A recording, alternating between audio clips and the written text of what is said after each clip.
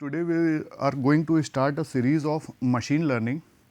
Uh, See what happens in machine learning. If we want our machine to do some tasks, we need to make our machine learn something.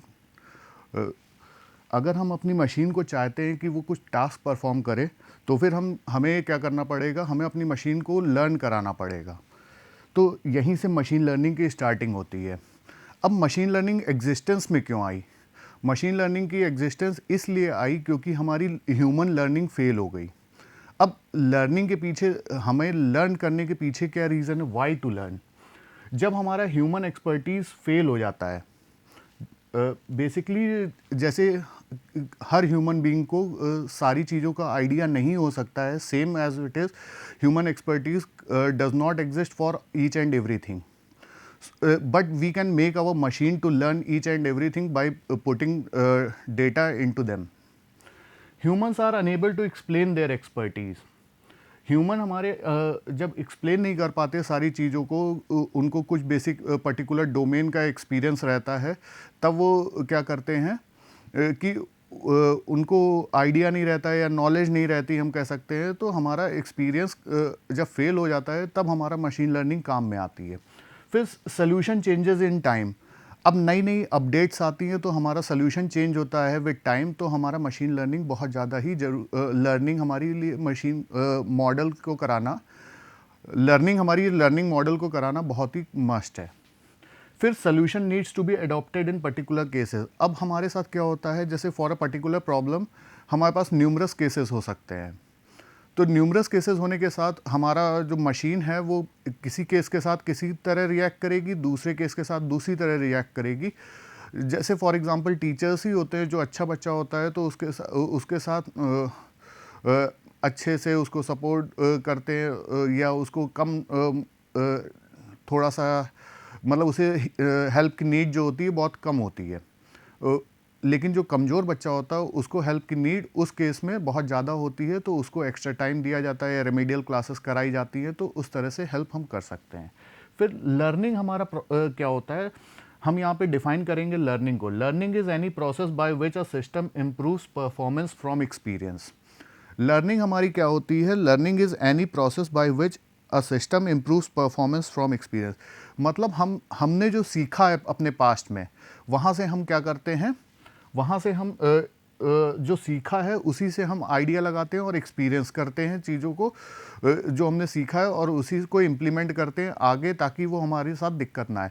For example हमने कोई problem face की है अपने past में, और आज की date में हम चाहते हैं कि सेम प्रॉब्लम हमारे साथ अगर अकर करती है, तो हम अपने पास्ट एक्सपीरियंसेस की हेल्प से हम जान सकते हैं कि हमारी लर्निंग जो हमारे साथ हुआ था पहले, तो हम उस प्रॉब्लम से आज की डेट में निकल आएंगे, क्योंकि हमारे साथ वो चीज़ दुर्घटना पहले घट चुकी है, या उस प्रॉब्लम को हम लोग पहले फेस कर चुके हैं.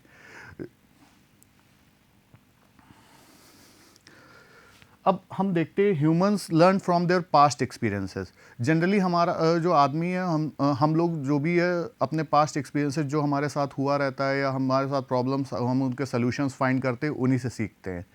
फिर उसके बाद विद टाइम, जैसे फॉर एग्जांपल हम ड्राइविंग करते हैं, तो विद टाइम हम एक दिन ऐसा होता है कि हमें कुछ भी नहीं आता है, फिर धीरे धीरे हमें ड्राइविंग क्लासेस हम ज्वाइन करते हैं, फिर धीरे धीरे हम विद टाइम एक्सपर्टीज़ आती जाती है. फिर machine follow instructions given by humans. Machine जो होती है, हम जो इंस्ट्रक्शन देते हैं अपने सिस्टम को, वो फॉलो करती है.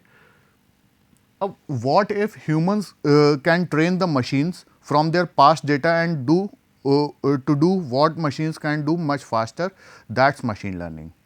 मशीन लर्निंग हमारी क्या होती है, ह्यूमंस हम जो मशीन्स को ट्रेन करते हैं, और उसके बाद जो मशीन्स को ट्रेन करते हैं, लेकिन जो मशीन्स टास्क परफॉर्म कर सकती हैं, वो उनकी कंप्यूटेशनल पावर बहुत ज़्यादा होती है. उस बिहाफ पे हम कह सकते हैं कि हमने ह्यूमंस ने मशीन को ट्रेन किया, और मशीन्स वो टास्क हमारी बहुत तेज़ परफॉर्म करती हैं, हमें रिजल्ट्स विद इन बहुत माइन्यूट स्पैन ऑफ टाइम में देती हैं. तो उसको हम मशीन लर्निंग कहते हैं. Machine learning is not just about learning. हम ये कह सकते हैं मशीन लर्निंग सिर्फ हम अपनी मशीन को याद कराने से डील नहीं करते हैं. मशीन लर्निंग में हम उसमें रीज़न भी करते हैं, अपने प्रॉब्लम्स को रीज़न आउट भी करते हैं, उसको प्रॉब्लम्स को समझते भी हैं और कैसे हम सॉल्व करेंगे, उसकी सॉल्व करने की अप्रोच हमारी क्या रहेगी, तो वो भी उसको हम देखते हैं। अब हम एक एग्जांपल लेते हैं लर्निंग का। सपोज एक लड़की एशली है जो नए नए सॉन्ग सुनना पसंद करती है और उसकी लाइकिंग और डिसलाइकिंग इन 4 एट्रीब्यूट्स पे या फीचर्स पे डिपेंड करती है। For example genre, then tempo, then intensity, then voice quality. ये 4 हमने पैरामीटर्स लिए हैं जिन पे हम मान रहे हैं कि एक एशले नाम की लड़की है जो सॉन्ग्स सुनना पसंद करती है और उसकी लाइकिंग और डिसलाइकिंग इन 4 पैरामीटर्स पे genre, tempo, intensity and voice quality पे डिपेंड करती है। फिर बात करते हैं, ये हमने एक ग्राफ ड्रॉ किया है। On X axis I have taken tempo and on Y axis I have taken intensity. Tempo ranges from slow to fast and this intensity ranges from light to high. So here we can see uh, this is a graph that is of fast tempo and high intensity. That is liked by green denotes, this one denotes, green dots denotes the songs liked by Ashley.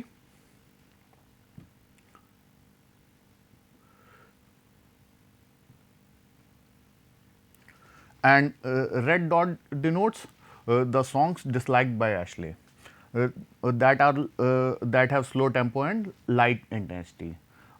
The songs with high intensity and fast pace, fast tempo are liked by Ashley. So moving on to here we can see there we have taken this song X that is of fast tempo and high intensity, that is liked by Ashley. But when we take a new song, that is Y, this Y. So we need, suppose we take this new song Y, then we don't know whether the Ashley will like the song or dislike the song.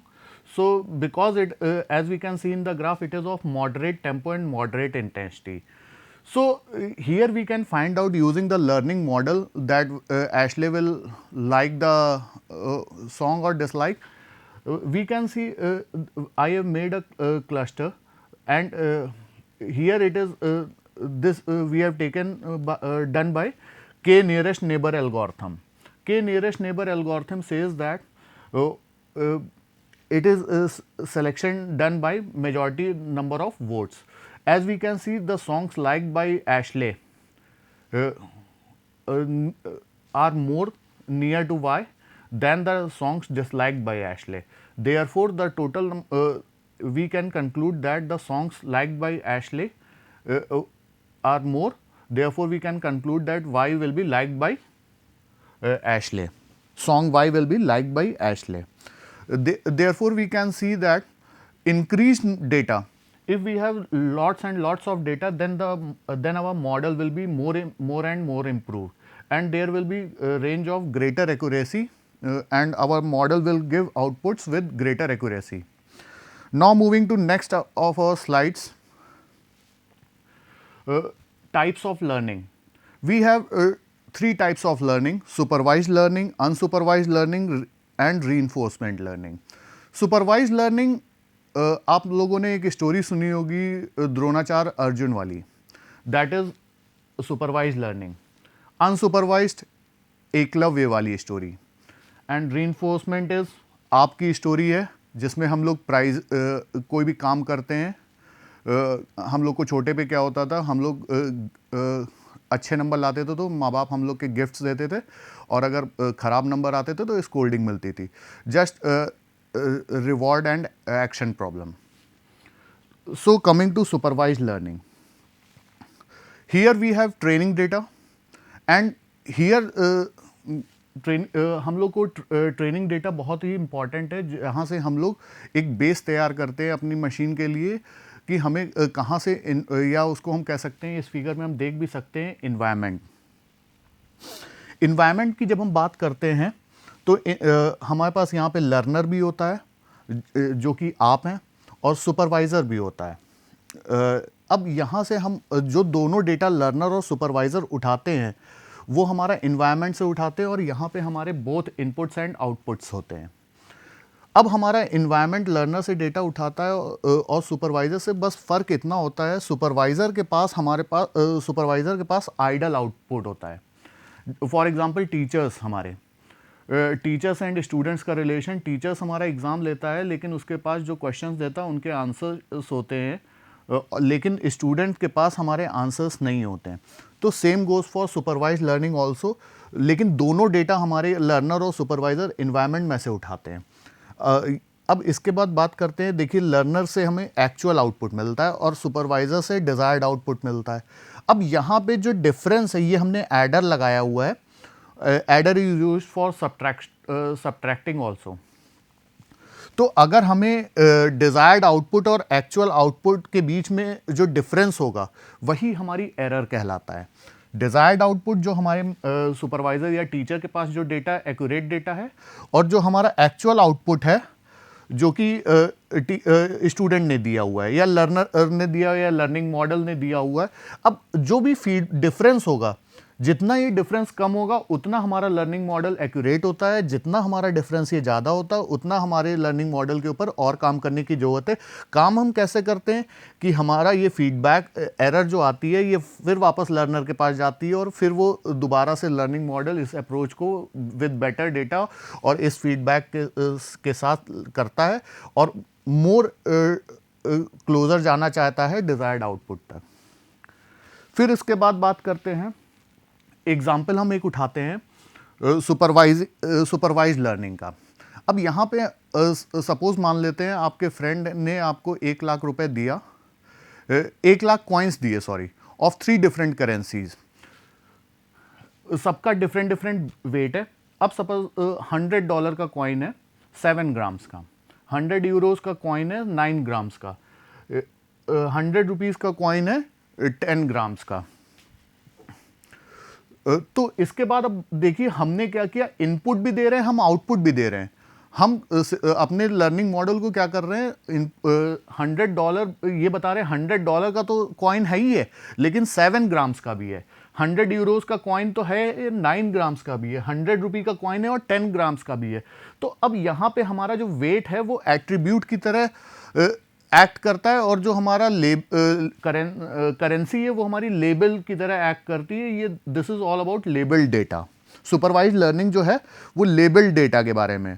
हम next PPT पे, next slide पे जाते हैं तो हम देखते हैं कि हमारे 9 ग्राम्स के जो फॉर एग्जांपल हमने मशीन को याद करा दिया कि भाई हमारे पास एक $100 का कॉइन है जो 7 ग्राम का है, एक 100 यूरो का कॉइन है जो 9 ग्राम का है, और 100 रुपये का कॉइन है 10 ग्राम का है। अब इसमें हमने मशीन को इनपुट भी दे दिया, आउटपुट भी दे दिया अपने लर्निंग मॉडल को। अब हम क्या करते हैं, इस लर्निंग मॉडल में हम एक इनपुट डालते हैं। फॉर एग्जांपल सपोज हमने 1 लाख कॉइन्स दिए थे ना, तो हम उसमें एक कोई ऐसे ही डाल देते हैं कि हाँ ये कॉइन कौन सा है। तो 9 ग्राम का कॉइन हमने फॉर एग्जांपल डाला, तो हमारा लर्निंग मॉडल जो हमारा सिस्टम है वो उसने तुरंत आउटपुट दिया 100 यूरोज का। As we can see that 9 euro का जो कॉइन था, 9 ग्राम का जो कॉइन था वो हमारा 100 यूरो का था। तो हम इस तरह सुपरवाइज लर्निंग में अपने लर्निंग मॉडल को याद कराने की कोशिश करते हैं। नेक्स्ट जो हमारी कहानी है अनसुपरवाइज लर्निंग की।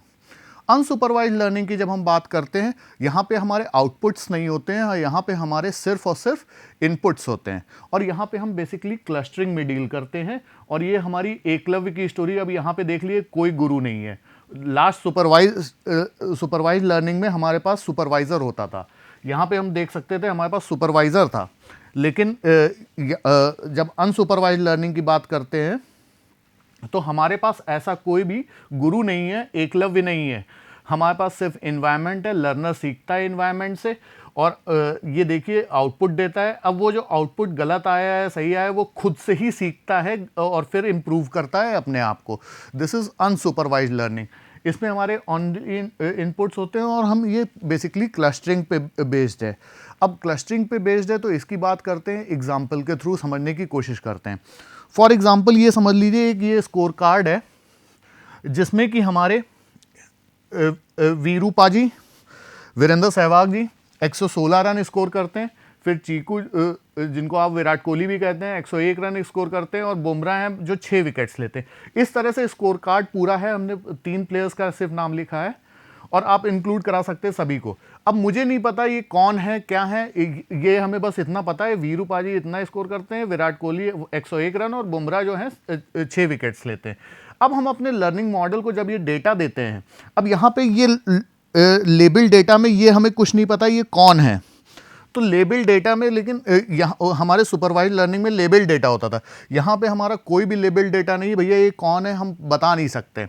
तो अब लेकिन जब ये हम लर्निंग मॉडल हमारा जो है अनसुपरवाइज लर्निंग वाला वो ग्राफ प्लॉट करेगा, तो अब देखिए यहाँ पे उसे पता चल रहा है कि देखिए ये हमारा जो सेट है, जिन्होंने अब सोच ली 4-5 बॉलर्स यहाँ मैंने टेबल में शो नहीं किए। फॉर एग्जांपल मैंने 4 बॉलर्स का डेटा प्लॉट किया है, तो नंबर ऑफ एक्स एक्सिस पे हमने विकेट्स रखे हैं, वाई एक्सिस पे रन्स रखे हैं।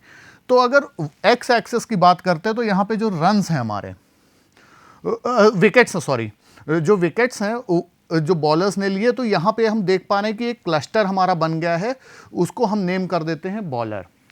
तो ये हमें पहले से नहीं पता था कि भाई ये 4 प्लेयर्स जो हैं ये बॉलर्स हैं हमारे, लेकिन हम ये ग्राफ देख के पहचान पाए कि भैया ये हमारे 4 जो प्लेयर्स हैं ये हमारे बॉलर्स हैं। सेम गोज, अब यहाँ पे हम देख पाते हैं कि ऊपर एक क्लस्टर है हमारा रन्स का, रन्स के पास भी एक क्लस्टर है। तो अब ये हमें पता लग गया कि ये भाई हमारे कौन है, बैट्समैन है। तो ये इस ग्राफ को हम देख के बता सकते हैं कि भाई हाँ नेक्स्ट टाइम अब हमारा ये जो हमने सीखा ना ये अनसुपरवाइज्ड लर्निंग, क्योंकि हमें पता ही नहीं था कि भाई यहाँ पे इनपुट में हमारा लेबल हम लोग ने दिया ही नहीं रहा, हम लोग ने सिर्फ डेटा दिया था। तो this is unsupervised learning. Next coming to reinforcement learning. Reinforcement learning तो हमने आपकी कहानी बताई कि भाई जैसे कोई बच्चा है, फॉर एग्जांपल वो अच्छा नंबर पाता है तो माँ बाप उसे इनाम देते हैं, और अगर ख़राब करता है या कम मार्क्स पाता है तो उसे स्कोल्डिंग मिलती है, डांट पड़ती है। तो बिल्कुल रीइंफोर्समेंट लर्निंग भी हमारी उसी तरह काम करती है, रिवॉर्ड और पेनाल्टी बेस्ड। अब देखते हैं यहाँ पे हमारा इन्वायरमेंट है, लर्नर है, लर्नर कोई एक्शन परफॉर्म करता है तो इन्वायरमेंट उसे हमारा क्या करता है, रिवॉर्ड देता है। और इसका एक एग्जाम्पल है, हम देखते हैं। फॉर एग्जाम्पल हम अपने एक लर्निंग मॉडल को एक ग्राफ देते हैं, एक पिक देते हैं लॉयन की फॉर एग्जाम्पल। अब हमारे जो हम अपने लर्निंग मॉडल को लॉयन की पिक देते हैं, तो अब यहाँ से हमारा देखिए ये पिक तो लॉयन की है, लेकिन जो रिस्पॉन्ड कर रहा है ये कैट को कर रहा है। कैट को जब कर रहा है तो कैट, अब लॉयन की पिक है, रिस्पॉन्ड ये कैट को कर रहा है, लेकिन हम तो ह्यूमन है ना, हम इसको फीडबैक देते हैं कि भाई नहीं ये लॉयन नहीं है, ये क्या है, कैट है। तो हमारा इससे क्या हो जाता है, ये अब इसको पता लग गया इस लर्निंग मॉडल को कि भैया ये कैट नहीं है, ये लॉयन है। तो अब इससे क्या हुआ, हमारा जब ये लॉयन, जब भी नेक्स्ट टाइम इस लर्निंग मॉडल के आगे हमारी ये फोटो आएगी लॉयन की, ये लॉयन की फोटो आएगी, तो ये हमारा लर्निंग मॉडल एक्यूरेटली रिस्पॉन्ड करेगा और ये बता देगा कि भैया ये हमारा लॉयन है। अब हम एक तीनों चीज़ों को कंपाइल करके कहते हैं, अगर हम बात करते हैं सुपरवाइज लर्निंग की, तो भाई सुपरवाइज लर्निंग में हमारे क्या होते हैं, इनपुट्स नहीं होते, इनपुट्स एंड आउटपुट्स दोनों होते हैं। अनसुपरवाइज लर्निंग में हमारे सिर्फ आउटपुट्स होते हैं, सिर्फ इनपुट्स होते हैं सॉरी। एंड रीइंफोर्समेंट लर्निंग में हमारा रिवॉर्ड एक्शन होता है, रिवॉर्ड पेनाल्टी एक्शन होता है। तो अब शुरुआत से हम अपनी सारी स्लाइड्स को अगर एक कंक्लूड करना चाहते हैं, तो सबसे पहले हम बात करते हैं, हमारे लिए लर्निंग बहुत ही ज़्यादा ज़रूरी है। हम चाहते हैं अपने मशीन को लर्न कराना, तो हम अपने ह्यूमन को पास्ट एक्सपीरियंसेस जो हमारे साथ घटे हैं तो उसी से हम लर्न करा सकते हैं अपने सिस्टम को। अब लर्निंग में भी हमारे पास कई चीज़ें हैं। हमने वहाँ पे एक एग्जांपल दिया था एशले का। अगर हमारी एक लड़की है एशले नाम की, वो गाने सुनना पसंद करती है, तो हम एक सिस्टम ऐसा डिज़ाइन करते हैं अगर कि हम उसे प्रेडिक्ट कर पाए कि भाई नया सॉन्ग वो उसकी लाइकिंग का होगा कि नहीं होगा। तो बेटर ये रहेगा कि लाइकिंग का होगा नहीं होगा, तब ये हम क्या करते हैं कि भाई हम उसमें उसका पुराना डेटा फीड करते हैं कि भाई हाँ हाँ उसने ये गाने अगर बजा है तो ये लाइक किया, और ये गाना अगर बजा है या वो सुन रही है तो उसको डिसलाइक किया है। तो हमारे पास जो पास्ट एक्सपीरियंस था उससे हम एक ग्राफ ड्रॉ किए थे, और उससे हमने देखा था कि हाँ भाई डॉट्स जो हमारे लगे थे यहाँ पे डॉट्स लगे थे, ये हमारे जो हाई इंटेंसिटी और हाई फास्ट टेम्पो वाले गाने थे, ये हमारे लाइकिंग के थे। और जो हमारे स्लो टेम्पो और लाइट इंटेंसिटी वाले गाने थे वो हमारे डिसलाइकिंग के थे। तो हमने तभी एक गाना वाई यहाँ पे इनपुट कराया था, न्यू सॉन्ग था जो हमें पता ही नहीं था। लर्निंग मॉडल को बस ये पास्ट एक्सपीरियंस से हमने सीखा, और फिर लर्निंग मॉडल को हमने एक Y song new song input कराया जिसकी इंटेंसिटी हमारी मॉडरेट थी और जिसका टेम्पो भी हमारा मॉडरेट था, मतलब मिड लेवल का। तब हमने एनालाइज किया भाई लर्निंग मॉडल ने के नियरेस्ट नेबर एल्गोरिथम लगाया, और इसमें हमारा क्या होता है, जो हम क्लस्टर करते हैं और ये जो मेजॉरिटी होती है, मेजॉरिटी प्रेडिक्ट करते हैं कि भाई किसकी है। यहाँ पे हम देख रहे हैं कि भाई ये चारों नेबर्स हैं और ये नेबर है, तो जो ग्रीन वाले सॉन्ग्स हैं वो हमारे लाइक्ड वाले हैं और रेड वाला जो डिसलाइक वाला। तो यहाँ पे हम देख पा रहे हैं, देख लीजिए कि वाई वाला हमें पता लग रहा है कि भाई डिसलाइकिंग, वाई वाला हमारा लाइक्ड वालों के ज़्यादा करीब है, और सिर्फ एक सॉन्ग हमारा ऐसा है जो डिसलाइक वाला है।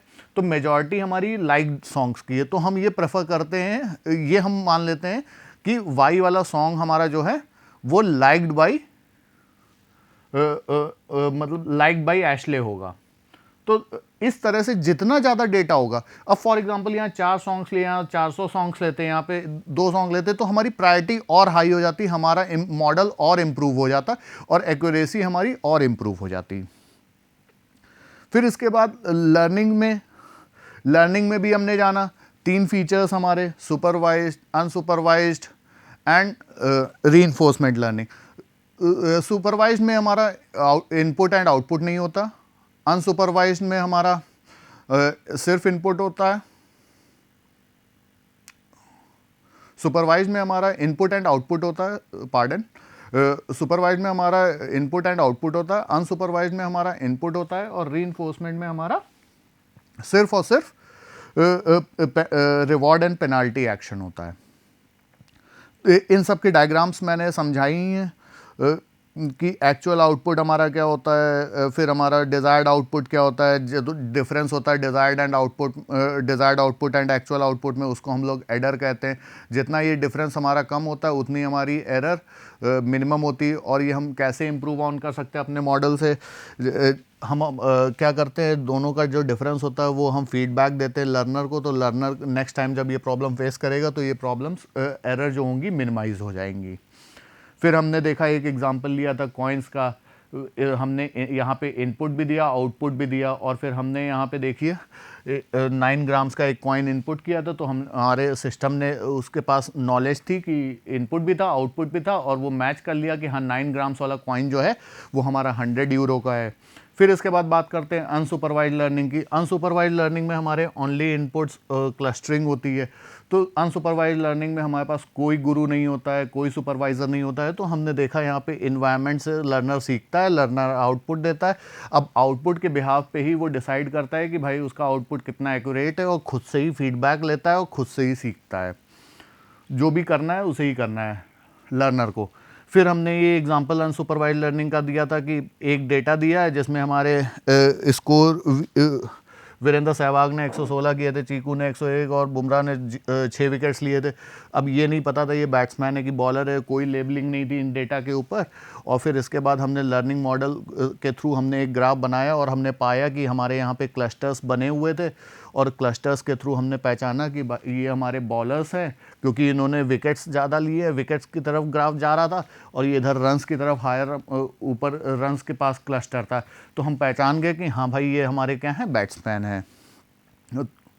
फिर इसके बाद रीइंफोर्समेंट में भी बताया था हमारा लर्नर क्या एक्शन परफॉर्म करता है और इन्वायरमेंट उसके अकॉर्डिंग हमारा रिवॉर्ड देता है। ये एग्जांपल हमने दिखाया था कि लॉयन है हमारा, लॉयन है वो हमारा लर्निंग मॉडल को अगर ये इमेज दी जाए लॉयन की, तो अगर वो कैट प्रेडिक्ट करता है तो उसको वो फीडबैक देता है कि हाँ भाई ये कैट नहीं है, ये हमारा लॉयन है। तो नेक्स्ट टाइम जब भी हमारे लर्निंग मॉडल के सामने इमेज आएगी लॉयन की, तो हमारा क्या होगा कि वो प्रेडिक्ट कर पाएगा हमारा लर्निंग मॉडल कि भाई ये हमारा लॉयन है ना कि कैट है, जो उसने पहली बार गलती की थी। तो हमने कुल मिला के मशीन लर्निंग को जाना कि भाई हमें मशीन लर्निंग से टास्क परफॉर्म कराने के लिए सबसे पहले उसको मशीन को लर्न कराना बहुत ज़रूरी है। अगर हम अपनी मशीन को लर्न नहीं कराते हैं तो हमें दिक्कत ये आएगी, हम अपनी मशीन को सिखा नहीं पाएंगे। अगर हम सिखा नहीं पाए मशीन को तो हम उसे टास्क कैसे परफॉर्म करवाएंगे। Thank you.